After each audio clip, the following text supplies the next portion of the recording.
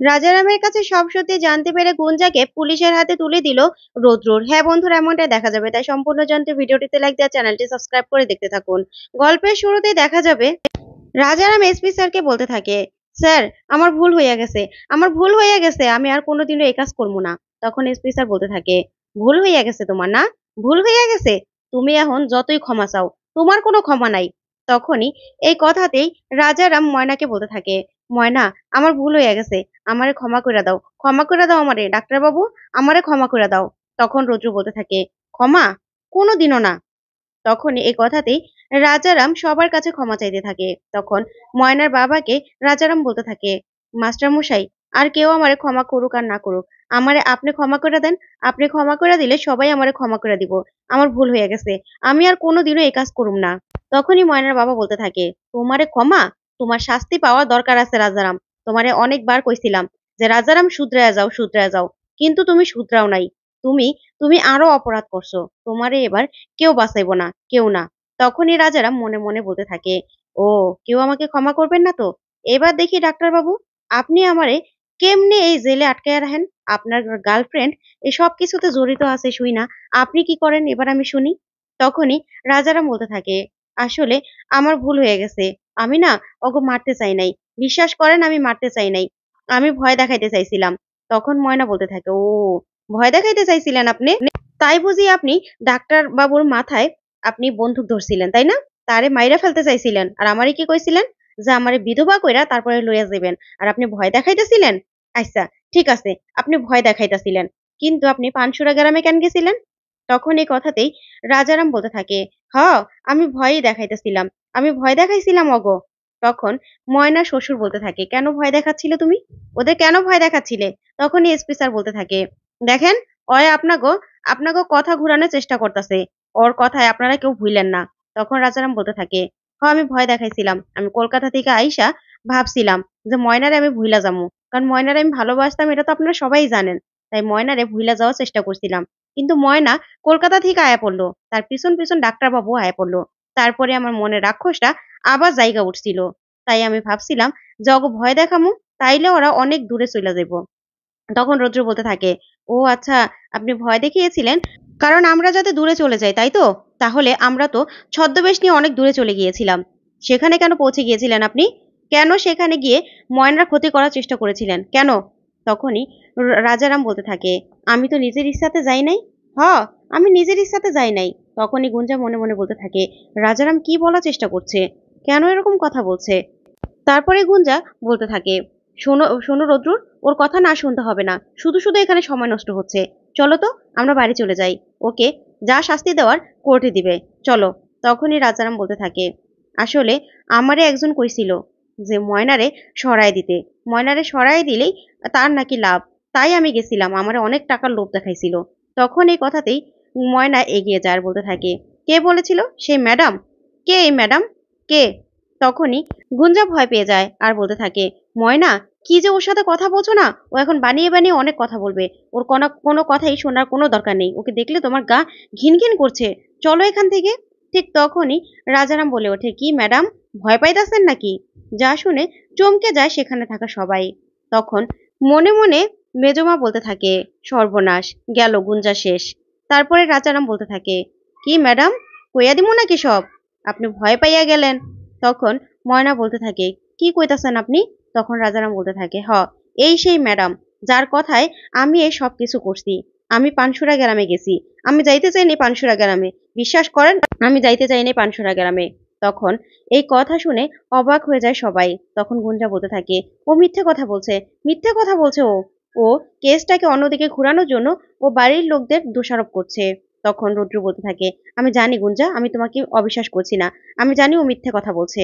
তখনই রাজারাম বলতে থাকে, আমার কাছে কিন্তু প্রমাণ আছে। তখন ময়নার শ্বশুর সহ সবাই মিলে বলতে থাকে, না গুঞ্জা আমাদের সাথে এসেছিল ময়না রুদ্রকে খুঁজে বেড়াবার জন্য, খুঁজে পাওয়ার জন্য, ও কেন ক্ষতি করবে, না ও এই কাজ করেনি। তখন রাজারাম বলতে থাকে, তাই আপনাদের এরকম মনে হয়, না আপনাদের ঘরের মানুষই আপনাদের শত্রু, আপনাদের ক্ষতি করতে চায়, ময়নারে উনি সরাই দিতে কইছিল, আমারে অনেক টাকার লোভ দেখাইছিল। তখন এই কথাতেই কেউ রাজারামের কোনো কথা বিশ্বাস করে না। ঠিক তখনই রাজারাম বলে ওঠে, আমার কাছে কিন্তু প্রমাণ আছে। তখন রৌদ্রর ওরা দাঁড়িয়ে পড়ে। আর তখনই দেখা যাবে এসপি স্যার কল লিস্টটা আনতে বলে রাজারামের। এইদিকে ময়না বলতে থাকে, কি প্রমাণ আছে আপনার কাছে? তখন গুঞ্জা বলতে থাকে, ময়না, রুদ্রুর ওর কথা তোমরা বিশ্বাস করছো?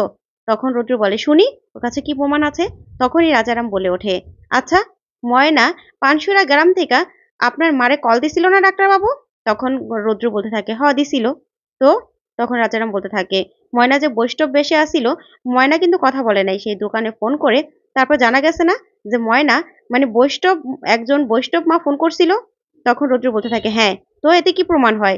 তখনই রাজারাম বলতে থাকে, আচ্ছা তাইলে ময়না যে আপনার মায়ের ফোনে ফোন করেছিল, আর ওইখানে ফোন করে যে এত কিছু জানা গেছে, সেটা আমি কি করে জানবো? তখনই এই কথা শুনে সবাই অবাক হয়ে যায়। তখন রাজারাম বলতে থাকে, হ্যাঁ, আপনাদের এরকম ভিতরের কথাগুলো আমি কি করে জানলাম, যদি হ্যাঁ আমার কাছে না কয়? প্রতিটা কথা হ্যাঁ আমারে ফোন করে কইছে। তখন রৌদ্র সহ ময়নার বাবা সহ সবাই অবাক হয়ে গুঞ্জার দিকে তাকায়। তখন গুঞ্জা বলতে থাকে, কি ব্যাপার রৌদ্রুর, তুমি ওর কথা বিশ্বাস করছো? তখন রৌদ্র বলতে থাকে, কেন বিশ্বাস করবো না বলো তো গুঞ্জা, কেন বিশ্বাস করবো না? কারণ তুমি তো একটা যুক্তিও খাড়া করতে পারলে না, ও যে যে কথাগুলো বলছে সেটা মিথ্যে, সেটা তো একবারও বলতে পারলে না। তখন ময়না বলতে থাকে, এসপি দাদা, আপনি এই রাজারামের কল লিস্টটা আনার ব্যবস্থা করুন তো। তখন এসপি বলতে থাকে, আমি জানি, আমি আগেই ব্যবস্থা করে রেখেছিলাম, আনতে বলছি। তারপরে দেখা যাবে সে কল লিস্টের কাগজটা নিয়ে আসলেই সেখান থেকে এসপি যেই নাম্বার থেকে রাজারামের কাছে বেশি ফোন এসেছে সেই নাম্বারটা তুলে নিজের ফোন থেকে ফোন করে। তখনই গুঞ্জার ফোনটা বেজে ওঠে, আর গুঞ্জা হাত থেকে সাথে সাথে ফোনটা ফেলে দেয়। তখন ময়না ফোনটা তোলে, আর এসপি বলতে থাকে, এটা আমার নাম্বার, এই নাম্বার রাজারামের ফোন থেকে নিয়ে আমি ফোন করেছি। তখন ময়না আর রুটোর সেই কল লিস্টটা চেক করে দেখে সেখানে গুঞ্জার নাম্বার অনেকবার ফোন করা। তখনই ময়না বলতে থাকে, গুঞ্জা দিদি, এটা তো প্রমাণ হয়েই গেল যে আপনি সেদিন রাজারামকে ফোন করেছিলেন। যেদিন ডাকাত সেজে রাজারাম সেই পানসুরা গ্রামের জমিদার বাড়িতে গিয়েছিল, সেদিন আপনিই কল দিছিলেন। তখনই গুঞ্জা ভয় পেয়ে যায়। তারপরেই রৌদ্র রেগে যায় গুঞ্জার উপর, আর বলতে থাকে, গুঞ্জা, তুমি এতটা নিচে নামতে পারলে? ছি ছি, আমার ভাবতেও লজ্জা করছে। তুমি এতটা নিচে কি করে নামলে? তুমি শেষে কিনা রাজারামের সাথে হাত মিলিয়েছিলে, কেন? তখন সবাই গুঞ্জাকে ছিছি করতে থাকে। তারপরেই রাজারাম বলে ওঠে, ইয়ে এসপি স্যার, এবার ওনারা গ্রেপ্তার করবেন না? কারণ আমি তো ওনার হুকুমে কাজ করেছি, উনিই তো আমার হুকুমটা দিছে, তাই ওনার কি শাস্তি হইব না? নাকি উনি বাড়ির লোক দেখা উনি সাড়া পাইবো? তখন এসপি স্যার বলতে থাকে, না ময়না, তোরা যা বলবি তাই আমি করব। তখনই এসপি স্যার মাস্টারমশাইকে বলতে থাকে, মাস্টারমশাই কি করব বলুন। তখনই মাস্টারমশাই বলতে থাকে, আমি জানি না, বিআই যা কইব তাই হইব। তখনই রৌদ্রুর এসপি কে বলে ওঠে, স্যার, আপনি কেন অপেক্ষা করছেন বলুন তো, আমাদের কথার অপেক্ষা কেন করবেন? ওকে গ্রেপ্তার করুন, ও অন্যায় করেছে, ওকে এখনই গ্রেপ্তার করুন।